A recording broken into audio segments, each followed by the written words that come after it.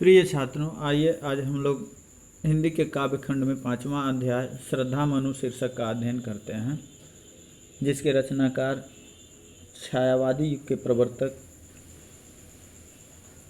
जयशंकर प्रसाद जी हैं।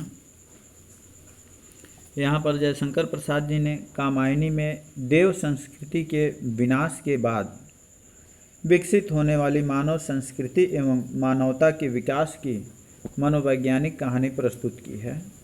यह विकास श्रद्धा और मनु के योग से हुआ है।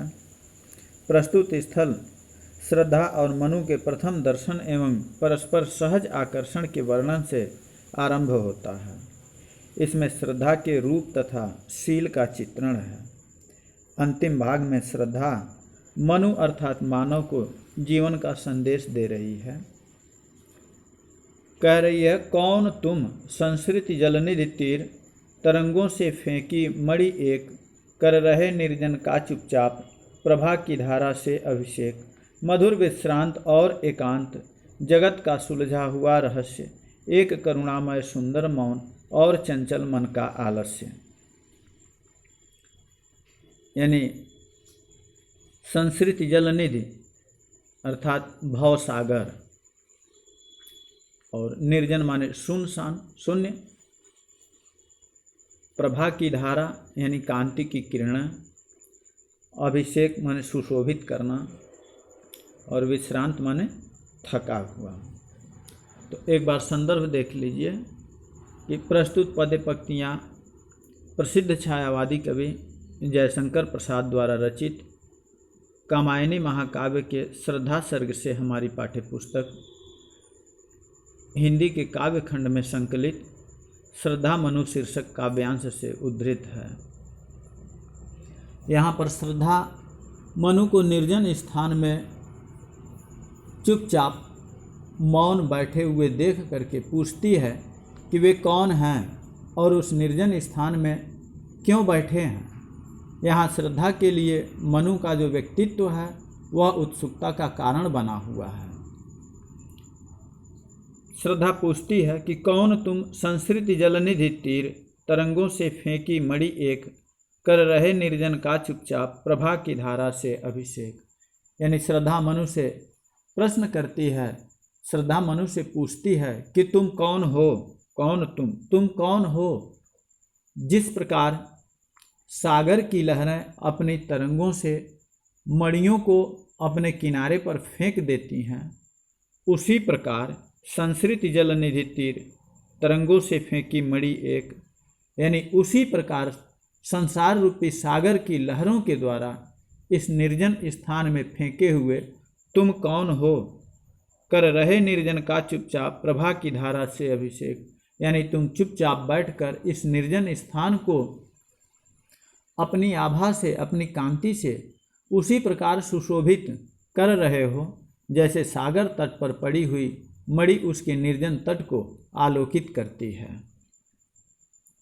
मधुर विश्रांत और एकांत, जगत का सुलझा हुआ रहस्य, एक करुणामय सुंदर मौन और चंचल मन का आलस्य। आगे कहती है श्रद्धा कि हे अपरिचित, तुम मुझे मधुरता, थकावट और नीरवता से परिपूर्ण, मधुर विश्रांत और एकांत, जगत का सुलझा हुआ रहस्य, यानी तुम मुझे मधुरता, थकावट और नीरवता से युक्त इस संसार में सुलझे हुए रहस्य की भांति प्रतीत हो रहे हो। एक करुणामय सुंदर मौन और चंचल मन का आलस्य, अपरिचित होने के कारण तुम मेरे लिए एक रहस्यमय ही हो, फिर भी तुम्हारी मुख आकृति के भाव तुम्हारे रहस्य को सुलझा रहे हैं। एक करुणामय सुंदर मौन, तुम्हारा सुंदर और मौन रूप करुणा से परिपूर्ण है, और चंचल मन का आलस्य, और तुम्हारे चंचल मन ने आलस्य को धारण कर लिया है। यानी श्रद्धा मनु से पूछती है, प्रश्न करती है कि हे अपरिचित, तुम कौन हो जिस प्रकार समुद्र की लहरें अपनी तरंगों से मणि को किनारे पर फेंक देती हैं तो वह मणि जो है उस किनारे को अपनी आभा से, अपनी प्रभा से आलोकित करता है। उसी प्रकार संसार रूपी सागर की लहरों के द्वारा तुम इस निर्जन स्थान में फेंके हुए हो। कौन हो तुम जो यहाँ तुम अपनी आभा से, अपनी प्रभा से इस निर्जन प्रांत को आलोकित कर रहे हो। आगे श्रद्धा कहती है कि हे अपरिचित, तुम मुझे मधुर, थकावट और नीरवता से परिपूर्ण इस संसार में एक सुलझे हुए रहस्य की भांति ही प्रतीत हो रहे हो। अब चूंकि अपरिचित होने के कारण तुम रहस्यमय ही हो, फिर भी तुम्हारी मुख आकृति के भाव जो हैं वो तुम्हारे रहस्य को सुलझा रहे हैं, बता रहे हैं। तुम्हारा सुंदर और मौन रूप करुणा से परिपूर्ण है और तुम्हारे चंचल मन ने आलस्य धारण कर लिया है। आगे कह रहे हैं, सुना यह मनु ने मधु गुंजार, मधुकरी का साजब सानंद, किए मुख नीचा कमल समान, प्रथम कवि का ज्यों सुंदर छंद। एक झटका सा लगा सहर्ष, निरखने लगे लुटे से कौन, गा रहा यह सुंदर संगीत, कोतूहल रह न सका फिर मौन। कह रहे हैं कि सुना यह मनु ने मधु गुंजार, मधुकरी का साजब सानंद, किए मुख नीचा कमल समान, प्रथम कवि का ज्यों सुंदर छंद। एक झटका सा लगा सहर्ष, निरखने लगे लुटे से कौन, गा रहा यह सुंदर संगीत, कुतूहल रह न सका फिर मौन। मधुकरी माने भ्रमरी होता है। स आनंद, सानंद यानी आनंद युक्त, और मौन माने चुपचाप। यानी कह रहे हैं कि प्रलय के अनंतर श्रद्धा की निर्जन वन प्रांत में मनु से भेंट होती है। श्रद्धा मनु से उनका परिचय पूछती है। श्रद्धा का मधुर स्वर सुनकर मनु आश्चर्यचकित हो उठते हैं। इसी का वर्णन इस प्रस्तुत काव्य पंक्तियों में किया गया है।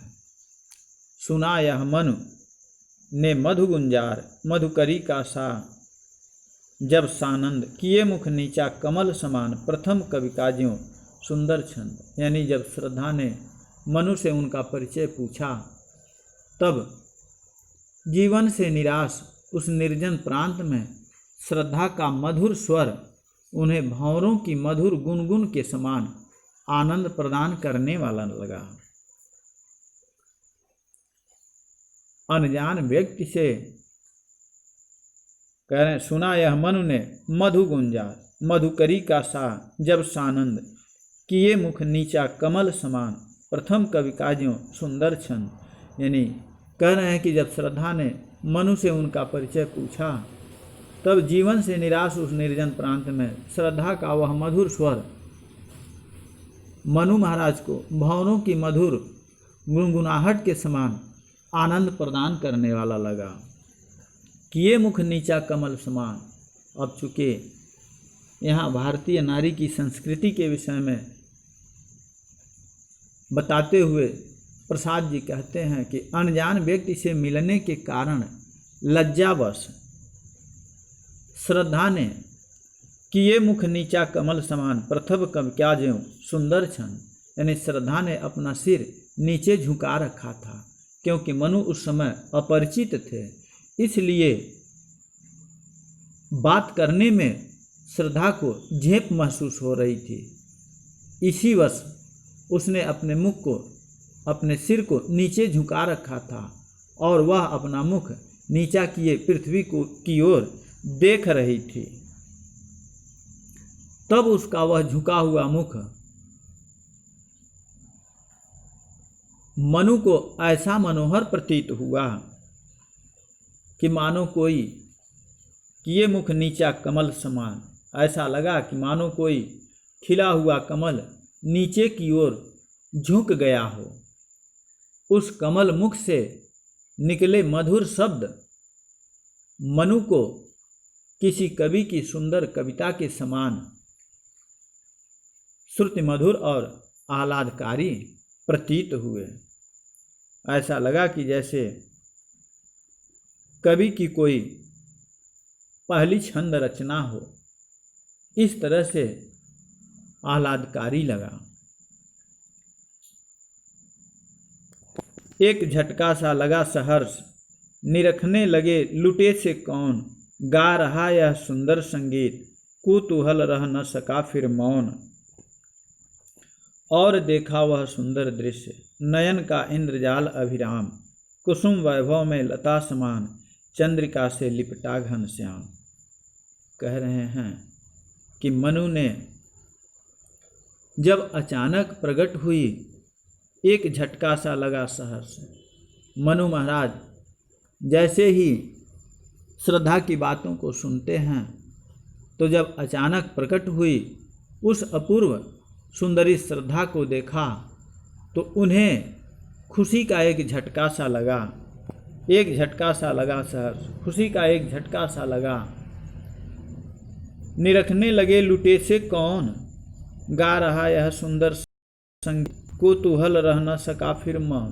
कह रहे हैं कि वे उसकी सुंदरता और मोहक छवि पर सब कुछ लुटा बैठे, और जैसे लुटा पिटा व्यक्ति अपनी सुध बुध खो बैठता है, ठीक वैसे ही निरखने लगे लुटे से कौन, वैसे ही ठीक उसी प्रकार से श्रद्धा की मोहक छवि से आकर्षित होकर मनु अपनी सुध बुध खोकर उसे देखने लगे कि इस निर्जन प्रांत में कौन यह मधुर गीत सा गा रहा है।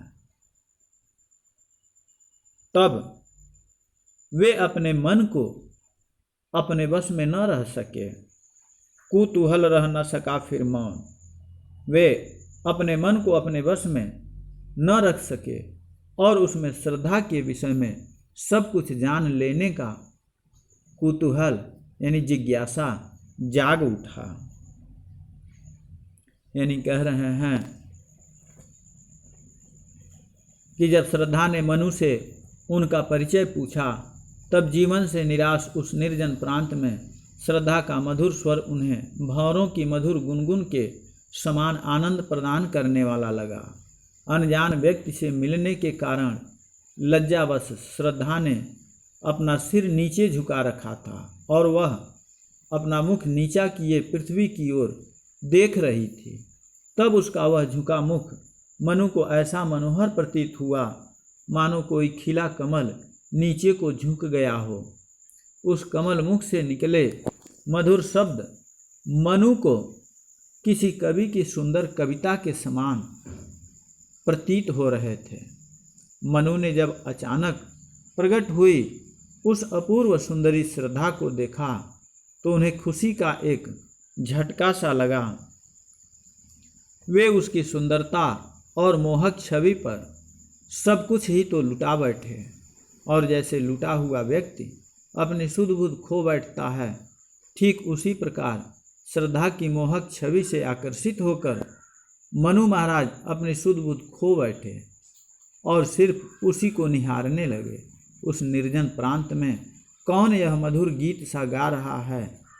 तब वे अपने मन को अपने वश में न रख सके और उसमें श्रद्धा के विषय में सब कुछ जान लेने का कुतूहल जाग उठा। आगे कह रहे हैं कि हृदय की अनुकृति बाह्य उदार, एक लंबी काया उन्मुक्त, मधुपवन क्रीड़ित ज्यों शिशु साल, सुशोभित हो सौरभ संयुक्त। मसृण गंधार देश के नील रोम वाले मेषों के चर्म ढक रहे थे उसका वपुकांत, बन रहा था वह कोमल वर्म। हृदय की अनुकृति, इंद्रजाल, इंद्रजाल माने जादू, इंद्रजाल माने जादू, अभिराम माने सुंदर, और चंद्रिका माने चांदनी। यानी कह रहे हैं कि इस छंद में श्रद्धा के आंतरिक और बाह्य गुणों का सुंदर एवं मनोहारी चित्रण हुआ है। हृदय की अनुकृति बाह्य उदार, एक लंबी काया उन्मुक्त, मधुपवन क्रीड़ित ज्यों शिशु साल, सुशोभित हो सौरभ संयुक्त। यानी कह रहे हैं कि जब मनु ने कुतूहलवश ऊपर की ओर देखा तो उन्हें सौंदर्य से परिपूर्ण श्रद्धा अपने निकट खड़ी हुई दिखाई दी। यह एक अभूतपूर्व और सुंदर दृश्य था। यह दृश्य उनके नेत्रों को जादू के समान अपनी ओर आकर्षित कर रहा था।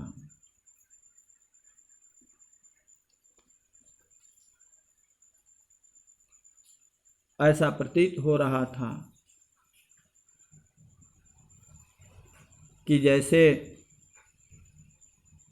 मनु ने श्रद्धा को देखा तो उन्हें लगा कि वह फूलों से लदी हुई सौंदर्यमयी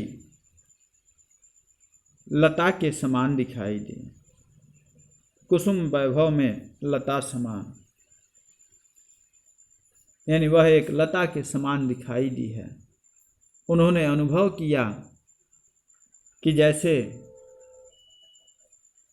चंद्रमा की शीतल चांदनी से लिपटा हुआ बादल का कोई टुकड़ा उनके सामने खड़ा है, और देखा वह सुंदर दृश्य नयन का इंद्रजाल अभिराम, कुसुम वैभव में लता समान, चंद्रिका से लिपटा घनश्याम।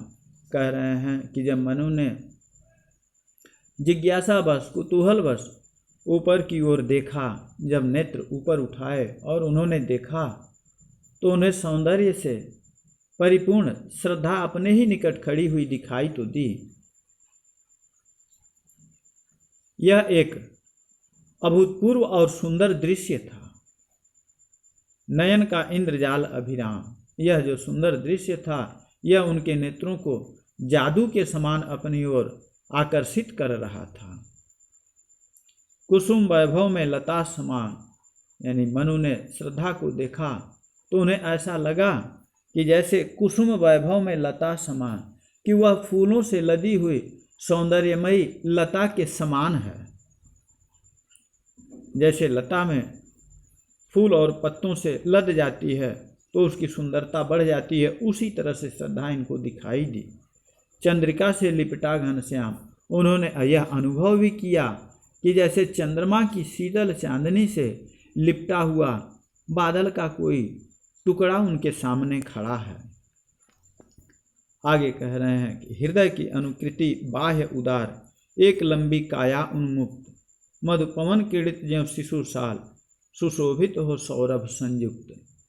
आगे कह रहे हैं कि श्रद्धा के शरीर का अधिकांश भाग खुला हुआ था और उसकी देह यष्टि यानी उसका शरीर पर्याप्त लंबा था। श्रद्धा के शरीर का अधिकांश भाग खुला हुआ था और उसकी देहयष्टि पर्याप्त लंबी थी। उसे देखकर ऐसा आभास हो रहा था मानो वह उदार और विस्तृत हृदय की प्रतिमूर्ति हो। हृदय की अनुकृति बाह्य उदार अर्थात विस्तृत और उदार हृदय के समान ही उसका शरीर भी विशाल और लंबा था।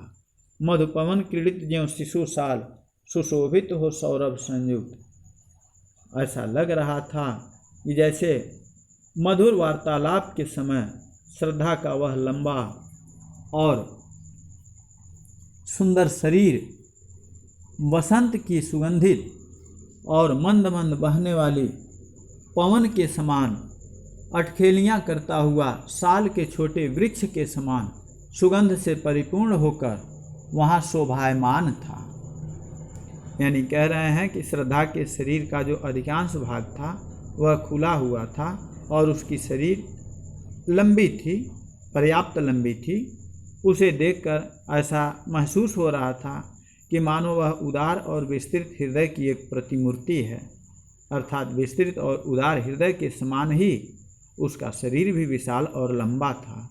मधुर वार्तालाप के समय श्रद्धा का वह लंबा और सुंदर शरीर वसंत की सुगंधित और मंद मंद बहने वाली वायु के साथ अटखेलियां करता हुआ साल के छोटे वृक्ष के समान सुगंध से परिपूर्ण होकर वहाँ शोभायमान था। आगे कह रहे हैं कि मसृण गांधार देश के नील रोम वाले मेषों के चर्म ढक रहे थे उसका वपुकांत, बन रहा था वह कोमल वर्ण। नील परिधान बीच सुकुमार, खुल रहा मृदुल अधखुला अंग, खिला हो ज्यों बिजली का फूल, मेघ बन बीच गुलाबी रंग। कह रहे हैं कि मसृण गांधार देश के नील रोम वाले मेषों के चर्म, मसृण गांधार देश है, यानी श्रद्धा ने गांधार देश में पाई जाने वाली एक उत्कृष्ट नस्ल की नीले बालों वाली भेड़ों की खाल से बने अत्यंत कोमल, सुंदर एवं चमकदार वस्त्र धारण कर रखे थे। वे वस्त्र ढक रहे थे उसका वपुकांत। वे वस्त्र न केवल श्रद्धा के कोमल एवं रमणीय शरीर को ढक रहे थे, बल्कि वे वस्त्र कोमल होते हुए भी बन रहा था वह कोमल वर्ण, यानी कोमल होते हुए भी उसका सुरक्षा कवच बने थे। यानी कहने का आशय यही है कि नीली भेड़ की खाल से बने उसके वस्त्र उसको सब प्रकार से सुरक्षा प्रदान करने में समर्थ थे।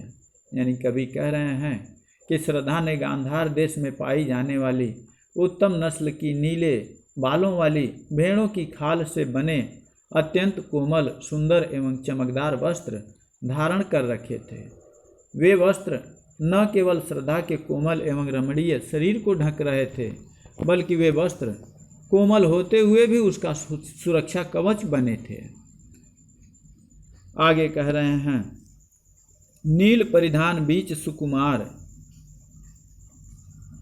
खुल रहा मृदुल अधखुला अंग, खिला हो ज्यों बिजली का फूल, मेघ बन बीच गुलाबी रंग। ओह वह मुख पश्चिम के व्योम बीच जब घिरते हों घन श्याम, अरुण रविमंडल उनको भेद दिखाई देता हो छवि धाम। यानी कह रहे हैं कि नील परिधान बीच सुकुमार, यानी श्रद्धा अपने शरीर पर नीले रंग का मेष चर्म धारण किए है। उसकी वेशभूषा में से कहीं कहीं खुल रहा मृदुल अधखुला अंग, कहीं कहीं उसके कोमल और सुकुमार अंग दिखाई दे रहे हैं। उन्हें देखकर ऐसा प्रतीत हो रहा था कि मानो खिला हो ज्यों बिजली का फूल, मेघ बन बीच गुलाबी रंग। यानी उन्हें देख करके ऐसा प्रतीत हो रहा था कि मानो नीले बादलों के वन में गुलाबी रंग का सुंदर कोई बिजली का फूल खिला हुआ हो। ओह वह मुख पश्चिम के व्योम बीच जब घिरते हो घन श्याम, अरुण रविमंडल उनको भेद दिखाई देता हो छवि धाम। आगे कह रहे हैं कि श्रद्धा का वह कांतिमय और लालिमा युक्त मुख काले रंग के बादलों से घिरा हुआ ऐसा प्रतीत हो रहा था कि मानो शाम के समय, संध्या के समय पश्चिम की ओर आकाश में काले बादल घिरे आए हों और लालिमा से युक्त सूर्य उन काले बादलों को भेद कर आकाश में शोभायमान हो रहा हो। यानी कवि कह रहे हैं कि श्रद्धा अपने शरीर पर नीले रंग का मेष चर्म धारण किए है।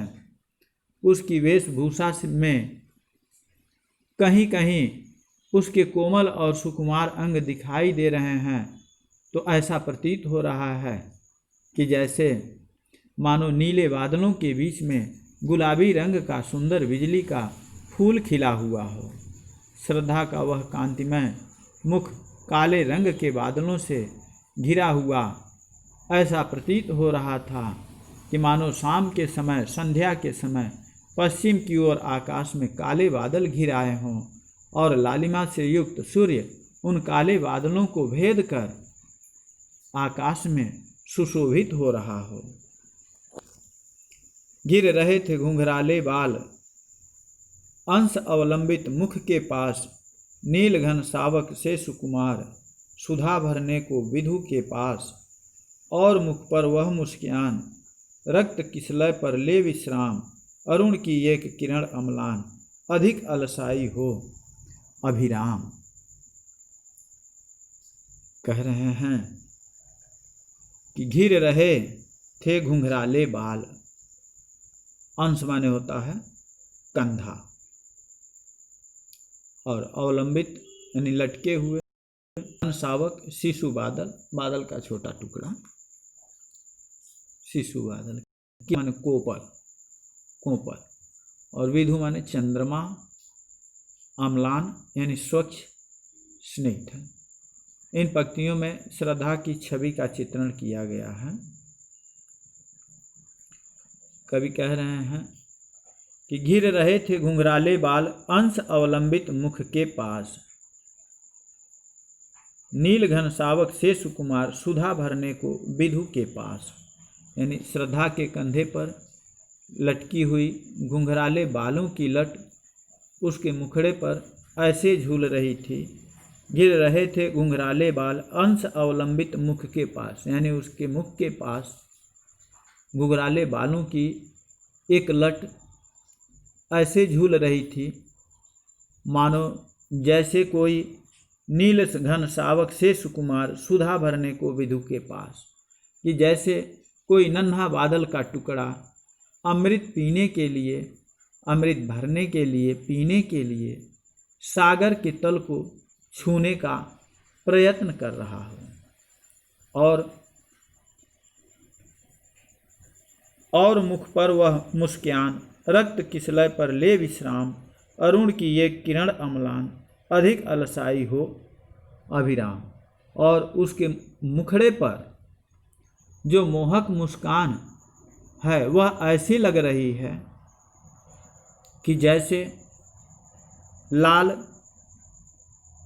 रक्तिम नवीन कोपल पर सूर्य की एक अलसाई सी स्निग्ध किरण विश्राम कर रही हो। यानी कवि कह रहे हैं कि श्रद्धा के कंधे पर लटकी हुई घुंघराले बालों की लट उसके मुखड़े पर ऐसे झूल रही थी कि जैसे कोई नन्हा सा बादल का टुकड़ा अमृत पीने के लिए सागर के तल को छूने का प्रयास कर रहा हो। और उसके मुखड़े पर जो मोहक मुस्कान ऐसी लग रही थी कि जैसे लाल रक्तिम नवीन कोपल पर सूर्य की एक अलसाई सी स्निग्ध किरण विश्राम कर रही हो।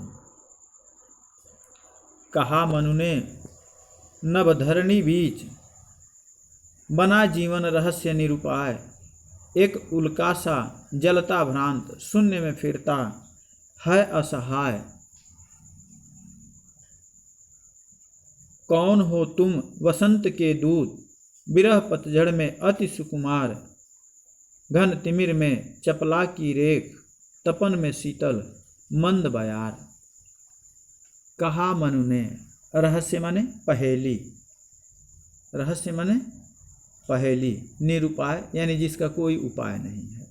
उल्का माने टूटा हुआ तारा, और भ्रांत माने इधर उधर भटकने वाला, शून्य माने आकाश या निर्जन स्थान, विरस माने नीरस, घन तिमिर यानी गहन अंधकार, और बयार यानी मंद गति से बहने वाली शीतल वायु। यहाँ श्रद्धा मनु से उनका परिचय पूछती है। इस पर मनु उसे अपनी दयनीय स्थिति का परिचय देते हैं। मनु महाराज कहते हैं कि कहा मनु ने नवधरणी बीच बना जीवन रहस्य निरुपाय, एक उल्का सा जलता भ्रांत शून्य में फिरता है असहाय। मनु अपना परिचय श्रद्धा को देते हुए कहते हैं कि पृथ्वी और आकाश के बीच में इस नीरव स्थान पर मेरा एकांकी जीवन एक पहेली बना हुआ है।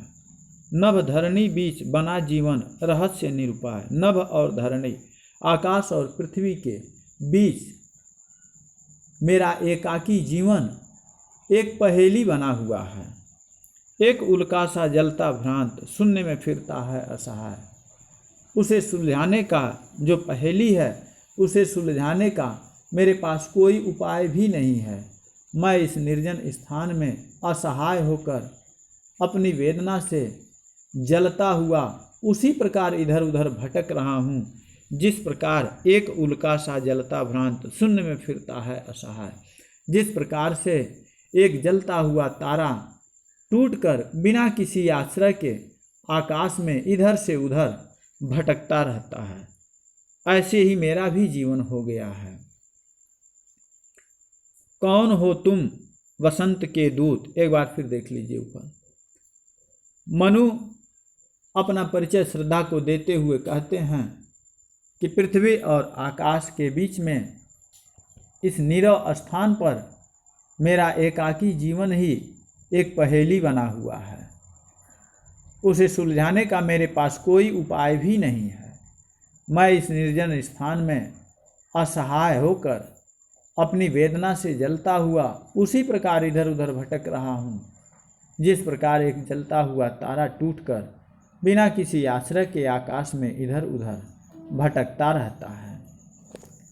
कौन हो तुम वसंत के दूत, विरस पतझड़ में अति सुकुमार, घन तिमिर में चपला की रेख, तपन में शीतल मंद बयार।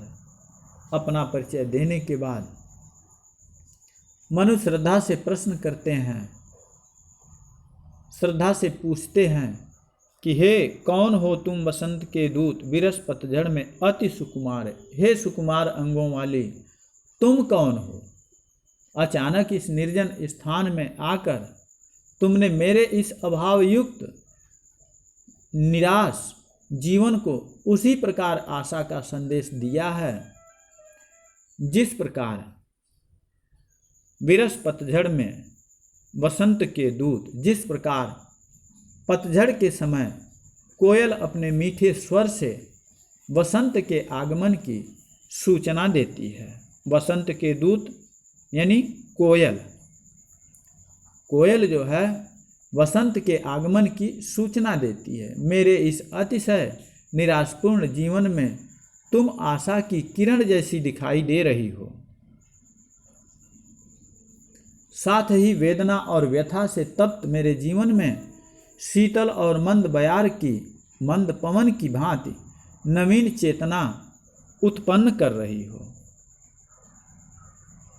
यानी अपना परिचय देने के बाद मनु श्रद्धा से पूछते हैं कि हे सुकुमार अंगों वाली, तुम कौन हो?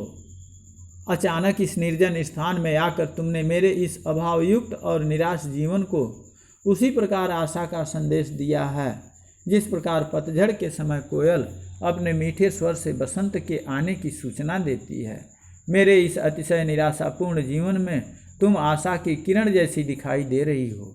साथ ही वेदना और व्यथा से तप्त मेरे इस जीवन में शीतल और मंद पवन की भांति नवीन चेतना उत्पन्न कर रही हो। लगा कहने आगंतुक व्यक्ति, मिटाता उत्कंठा सविशेष, दे रहा हो कोकिल सानंद, सुमन को ज्यों मधुमय संदेश। भरा था मन में नव उत्साह, सीख लूँ ललित कला का ज्ञान, इधर रह गंधर्वों के देश, पिता की हूँ प्यारी संतान। यानी कह रहे हैं कि श्रद्धा के पूछने पर मनु उसे अपना परिचय दे देते हैं, जिससे जीवन के प्रति उनकी हताशा और निराशा स्पष्ट व्यक्त होती है। अपने परिचय के पश्चात मनु श्रद्धा से उसके विषय में पूछते हैं कि वह कौन है, आखिर वह कहाँ से आई है। तो प्रस्तुत काव्य पंक्तियों में श्रद्धा मनु के प्रश्नों के उत्तर देती हुई अपना परिचय देती है। कह रही है कि लगा कहने आगंतुक व्यक्ति, मनु के पूछने पर अभी कुछ ही देर पहले ही आने वाले व्यक्ति जिसका नाम श्रद्धा था, ने अपने विषय में सब कुछ जानने के लिए विशेष रूप से उत्कंठित मनु की जिज्ञासा शांत करने के लिए अपना परिचय देना आरंभ किया।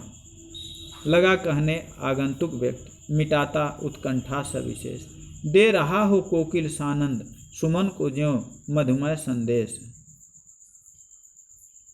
यानी मनु के पूछने पर कुछ देर पहले ही आने वाले व्यक्ति जिसका नाम श्रद्धा है, उसने अपने विषय में सब कुछ जानने के लिए विशेष रूप से व्याकुल मनु की जिज्ञासा शांत करने के लिए अपना परिचय देना आरंभ किया। उसकी मधुर वाणी मनु को ऐसी लग रही थी, दे रहा हो कोकिल सानंद, सुमन को ज्यों मधुमय संदेश। यानी उसकी श्रद्धा की मधुर वाणी मनु को ऐसी लग रही थी कि मानो कोयल आनंद में भरकर फूलों को मधुमय वसंत के आने का संदेश सुना रही हो। ऐसी मधुर वाणी में श्रद्धा कहती है कि मेरा भरा था मन में नव उत्साह, सीख लूँ ललित कला का ज्ञान। वो कह रही है कि मेरा युवा मन नवीन उत्साह से परिपूरित है, जिससे मेरे मन में ललित कलाओं का ज्ञान सीखने की उत्कंठा जागी है। इधर रह गंधर्वों के देश, पिता की हूँ प्यारी संतान। कह रही है कि जो ललित कला को सीखने की उत्कंठा जागी है, इसीलिए मैं उस ललित कलाओं यानी गायन वादन नृत्य आदि को सीखने के लिए गंधर्वों के देश में निवास करती हूँ। इधर रह गंधर्वों के देश यानी गंधर्वों के ही देश में निवास करती हूँ। और इतना ही नहीं, पिता की हूँ प्यारी संतान, मैं अपने पिता की अत्यंत ही प्रिय संतान हूँ। यानी